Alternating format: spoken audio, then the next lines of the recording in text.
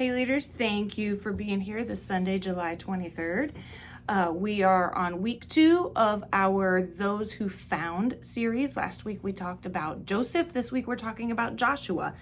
And with the big kids, we are using visuals. And so there's this poster that should still be up from last week that they completed.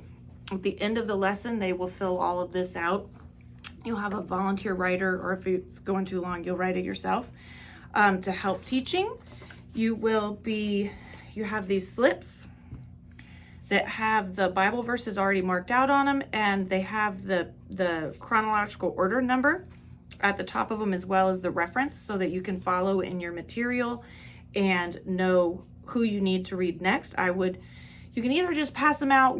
I put them into Bibles so that they were in the right spot, but they didn't have to find it. So it was already written. They didn't have to find it on the page or anything. Helped it move a little more quickly.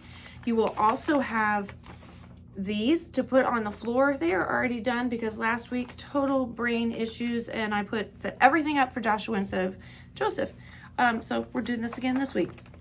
But these are your timeline pieces that will go on the floor, and you will spread them out in your teaching area so that they're right distances apart. So birth to 12 to 15 years. You'll separate that based on how many years you've got to cover. And tape.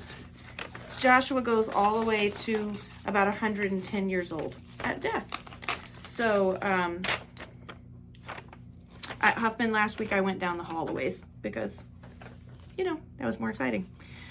So you'll go through the pieces. You will talk in each one about what was happening in his life, what he was giving up, what he found when he gave that human privilege or right up. Like with Joseph, he gave up the right to punish his siblings. He gave up the right to be angry at them.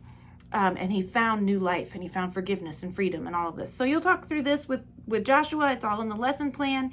And as they're on that timeline, that you can have them freeze frame what their emotion or their body would have been doing at the end of whatever you've taught for that position, just to help it have some kinesthetic portions to your lesson, because there's not activities with these. It's just kind of all inclusive.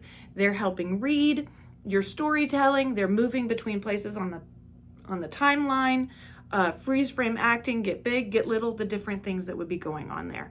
So enjoy. It was really fun last week. I hope you have a great time this week.